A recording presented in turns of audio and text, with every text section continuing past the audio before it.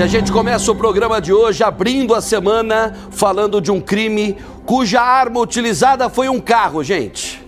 Um homem de 42 anos, bêbado e sem a carteira de habilitação, foi preso após atropelar e matar duas ciclistas e também ferir gravemente o marido de uma delas em Três Coroas, lá no Vale do Paranhana, caminho para Gramado e para Canela. A justiça, felizmente, já converteu a prisão em flagrante desse motorista assassino em prisão preventiva. A reportagem é da Gabriela Lerina. O atropelamento aconteceu nessa estrada em Três Coroas, no interior do Rio Grande do Sul. As bicicletas do grupo ficaram destruídas.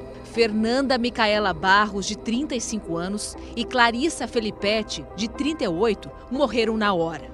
O marido de Clarissa, Isaac Ribeiro, de 35 anos, foi socorrido e está internado em estado grave. O trio costumava sair para pedalar na região. 12 minutos antes do acidente, às 5h33 da manhã, Clarissa postou essa foto numa rede social. O destino dos ciclistas seria Gramado, a cerca de 30 quilômetros daqui de Três Coroas. Segundo a polícia militar, o motorista perdeu o controle da direção, avançou sobre o acostamento e atingiu em cheio as 3 vítimas. Ele fugiu sem prestar socorro, mas a placa do carro ficou pelo caminho. O homem foi identificado e preso. O teste do bafômetro apontou que o condutor havia ingerido bebida alcoólica. Clarissa deixa 2 filhos. A fotógrafa trabalhava na prefeitura da cidade e era uma pessoa bastante conhecida na região. Já Fernanda era natural de Minas Gerais, morava no Rio Grande do Sul há pelo menos 8 anos. Dona Eluzete, amiga das vítimas, conta que também praticava corrida com elas. Alegres, sempre sorrindo. Eu queria estar feliz, era correr com elas. Elas eram muito queridas, duas. A comunidade toda está em choque. Parece que está tudo tão quieto, está diferente de Três Coroas hoje. Ela conta que elas procuravam sempre pedalar em grupos, porque se preocupavam com a segurança. Eles andavam assim, mais pessoas até. Eles sempre postavam fotos assim de quando eles chegavam nos lugares felizes, né? A gente conseguiu, chegou, pedalou tantos quilômetros, sempre felizes, sempre juntas. Sempre elas estavam juntas. Agora tem essas 2 crianças, né? Um casal de filhos, né? Fica sem a mãe. Vamos torcer para que o pai, né, se melhore, né? Que tenha o pai pelo menos, né? Já que não tem mais a mãe. Clarissa e Fernanda. Aí o local, essa rodovia é belíssima, gente. Liga a partir de Taquara até Gramado, né? Aquela sequência para Canela também é a mesma rodovia, se eu não estou enganado. Eu já passei por uma situação extremamente complicada nessa rodovia, entre Igrejinha e Três Coroas. E uma situação que foi causada também por um motorista que na época não parou, mas pelo jeito que ele conduzia o automóvel dele, lembro se era um Fiat Uno, se era um Celta, um Celtinha, mas ele estava ultrapassando num local proibido, porque é uma rodovia simples, né? Uma rodovia simples de mão dupla, ok? Basicamente, ó, tá vendo o trecho aí, ó. E aí numa curva como essa, próximo de Três Coroas, o que esse motorista faz? Ele estava ultrapassando, estava uma espécie de fila de carros, e ele exatamente numa curva, com linhas contínuas, ou seja, com a proibição de ultrapassagem, ele resolveu ultrapassar, lá tinha uns 4 ou 5 carros, eu estava no meio estava nessa fila, e quando ele viu, tinha um outro veículo, não lembro se era uma caminhonete, não me recordo exatamente, ou um caminhãozinho. Ele, para não bater de frente, ele jogou o carro dele para cima de mim. E eu fui parar no acostamento, para não bater. Estava com os meus filhos, não tinha o Gael ainda, só tinha o Gustavo e o Guilherme. Para não bater e para não matar a minha família, a minha família, eu tive que fazer isso. Bom, resumo da ópera. Tem muita gente não habilitada dirigindo por aí. E eu não tem um levantamento exato de quanto, mas a gente de vez em quando a gente faz uma prospecção aí de que pelo menos 20% a 30% dos motoristas que dirigem, e não é só aqui, é no Brasil inteiro, 30% do pessoal que pega num carro, que pega numa moto, não tem habilitação para isso. Não tem, e desta vez foi um crime, ó.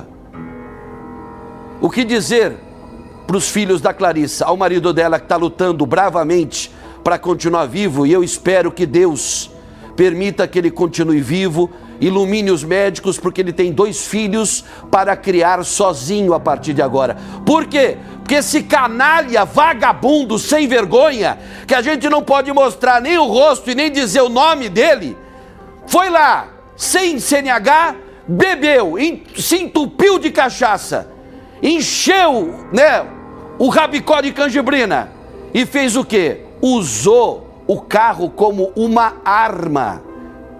Uma arma. A leitura que a polícia fez do caso foi maravilhosa. E a justiça entendeu no mesmo sentido. Por que eu estou falando isso? Porque quantos casos eu já vi, nós já mostramos aqui, né, Tiri? Quantos acidentes, entre aspas, crimes cometidos com carros, com veículos. Não com pistolas, não com revólveres, não com fuzis, com espingardas, com carros. Quantas vezes a gente já mostrou um vagabundo, né, que matou alguém aí numa estrada, ou numa avenida, numa curva, num cruzamento, e o delegado resolveu por bem registrar, não sei se por preguiça, né, por preguiça ou leitura equivocada da lei, resolveu apenas registrar lá o boletim de ocorrência, o BO, de homicídio culposo, ou seja, sem intenção de matar, e liberou na sequência. Nesse caso, o vagabundo que fugiu do local, vamos lá. Primeiro, se ele perdeu o controle do carro, provavelmente ele estava em alta velocidade, sem habilitação, bêbado. Depois de praticamente, né, passar por cima dos 3 ciclistas, das 2 meninas, a Clarissa e a Fernanda, e do marido da Clarissa. Depois disso ele tentou fugir do local. Só que teve um detalhe que foi primordial para identificar o carro e consequentemente esse vagabundo. A placa que ficou no local do acidente. Uma das placas, a placa dianteira caiu. A placa se soltou do veículo. E através desta mesma placa que ficou lá junto, né? Porque uma das ciclistas morreu no local, gente. Tamanha violência da pancada. A outra ainda chegou a ser levada a um hospital aí na região. Olha que absurdo. E aí ficou lá a placa. E através da placa a polícia conseguiu identificar o proprietário. E aí aquela história, né? Será que o proprietário é o mesmo que estava dirigindo? Conseguiu o endereço, e esse vagabundo, esse excremento, esse assassino foi preso em casa. Foi preso em casa. Sabe o que deveria acontecer? Não apenas a prisão. Esse canalha, esse ser imundo, que sem carteira de habilitação bebeu, alta velocidade, perdeu a direção do veículo, atropelou e matou e fugiu. Ele deveria pagar. Eu sei que isso não vai amenizar em nada a dor pela perda de uma mãe, né? Que é a dor, graças a Deus eu tenho a minha, mas é uma dor imensurável. Mas ele deveria pagar uma pensão para as crianças, para os filhos da Clarissa, até ele morrer. Além de preso, ah, mas Mota, como é que ele vai fazer preso? Vai trabalhar na cadeia. Vai trabalhar na cadeia. Ou pega aí a família desse excremento, desse marginal, trabalha para pagar a pensão para os filhos que ficaram órfãos de mãe. Essa é a Fernanda, ó, de Minas Gerais, e morava há 8 anos aqui no nosso estado. Essa é a Clarissa, junto com o marido, repito, que Deus ilumine os médicos e permita que ele continue, né, aqui com a gente para poder, né, criar os filhos, né, já que ele perdeu a mulher, uma das pessoas que ele mais amava na vida. E até quando, hein? Até quando a gente vai ser obrigado a mostrar esse tipo de situação? De bandidos que usam veículos para matar pessoas. Sabe quando isso vai terminar? Nunca. Nunca. que deveria aqui no Brasil ter uma espécie de rito sumário, né? Dirigiu sem carteira, atropelou e matou, mesmo sem estar sob efeito de álcool, é cana. Fica guardadinho até o dia do julgamento.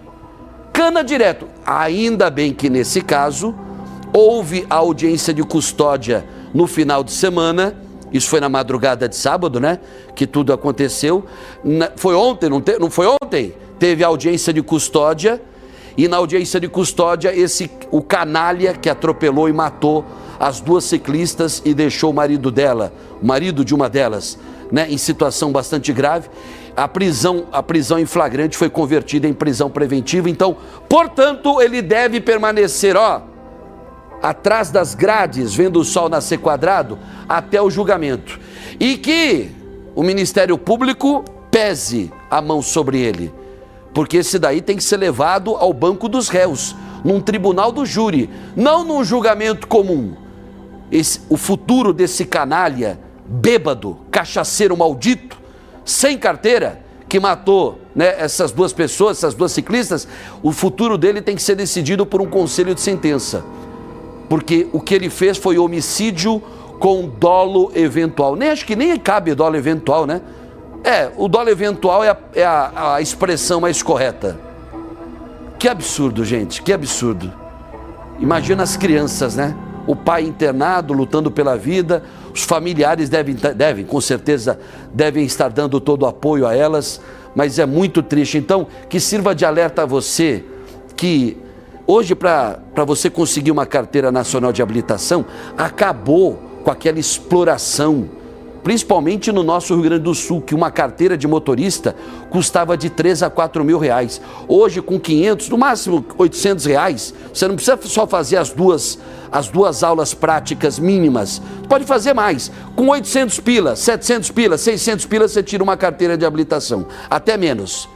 Então, tire a carteira de habilitação, faça o correto, entendeu? E se for dirigir, nem olhe para uma garrafa de bebida alcoólica, nem olhe, quanto mais tomar.